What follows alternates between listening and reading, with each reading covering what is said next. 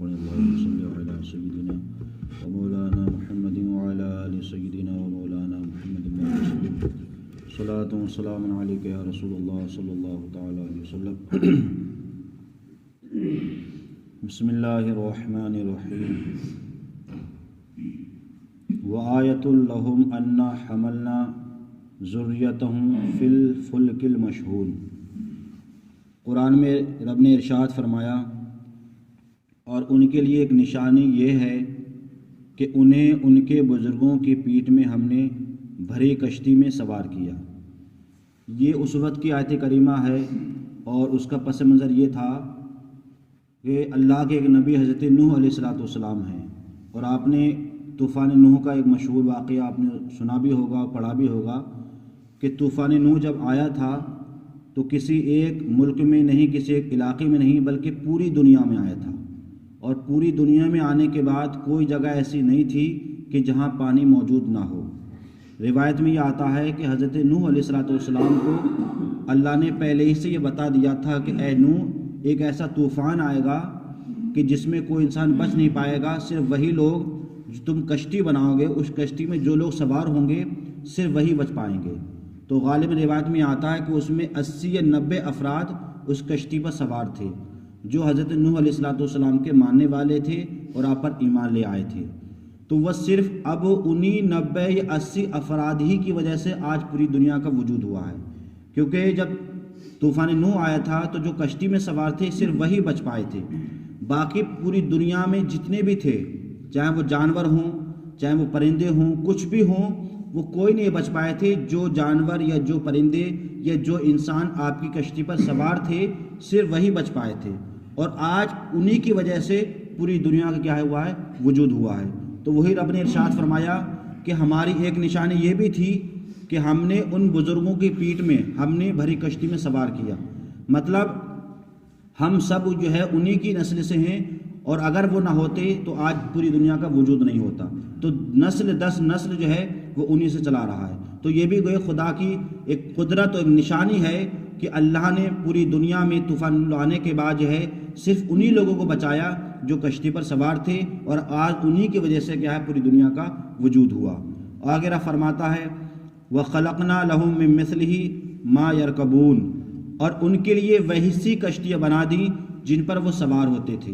मतलब हमने ऐसी मजबूत कश्ती बनाई और वो कश्ती कोई ऐसी कश्ती नहीं थी जो आज लोग कश्तियाँ हैं, क्योंकि वो समंदर जो तूफ़ान जो नूह आया था वो आराम से नहीं आया था, बल्कि वो रिवायत में ये आता है कि पहाड़ के मुकाबिल उसका पानी चलता था और उसका हालात ये थे कि कोई दरख्त और कोई चीज़ बाकी नहीं थी, सब ज़मीन से क्या है बह गई थी और सब ज़मीन में ख़त्म हो गई थी। ये उस कश्ती का हाल था, उस तूफ़ान नूह का हाल था। वइन नशा नुग़रिक़हुम फ़ला सरीख़ लहुम वला हुम युनक़ज़ून, और अब फरमाता है कि अगर हम चाहते तो उन्हें डुबो देते तो ना कोई उनकी मदद को सुनता और ना ही कोई उनकी फरियाद को सुनता। सिर्फ ये रब की ज़ात थी कि रब ने इतने बड़े तूफ़ान में उस कश्ती को महफूज रखा और उस कश्ती में जो लोग सवार थे उनको भी महफूज रखा। तो इससे मालूम होता है कि हकीकत में अगर कोई मदद करने वाली अगर ज़ात है तो वो सिर्फ रब की ज़ात है। हम औलिया किराम से अगर मदद मांगते हैं तो बज़ाहिर तो औलिया किराम से मांग रहे हैं, लेकिन हकीकत में मदद करने वाला सिर्फ रब ही होता है। इल्ला रहमतम मिन्ना व मताअन हीन, मगर हमारी तरफ की रहमत और एक वक्त तक बरतनी दुनिया। मतलब जो हमारी रहमत है तुम पर वो एक वक्त के लिए है, मतलब जब तक दुनिया में रहोगे, और दुनिया के बाद अगर फिर रहमत जो होगी वो क़यामत में होगी। व इज़ा क़ीला लहुम इत्तक़ू मा बैना अयदीकुम व मा खल्फ़कुम लअल्लकुम तुरहमून, और अपने इरशाद फरमाया जब उनसे फरमाया जाता, मतलब काफिरों से क्या फरमाया जाता कि डरो, मा बैना अयदीकुम, जो तुम्हारे सामने है। तुम्हारे सामने मुराद ये है कि दुनिया में तुम लोग जो अजाब देख रहे हो, जो मुसीबतें देख रहे हो, उससे डरो। वमा खल्फकुम, और उससे डरो जो तुम्हारे पीछे है, मतलब आखिरत का अजाब। लअल्लकुम तुरहमून, इस उम्मीद पर कि तुम पर रहम किया जाए। मतलब ये काफिरों से कहा जाता था, ऐ काफिरों, दुनिया में तुम रह रहे हो तो तुम दुनिया से भी डरो, मतलब दुनिया के अजाब से भी, और आखिरत के अजाब से डरो। वमा तातिहिम मिन आयातिन मिन आयाति रब्बिहिम इल्ला कानू अन्हा मुरिदीन, तो जब उनसे उनके रब की कोई निशानी بیان کی جاتی یا ان کے پاس آتی تو وہ ان سے منہ پھیر لیتے اور کہتے کہ یہ جو نشانیاں ہیں یہ رب کی نشانیاں نہیں ہیں۔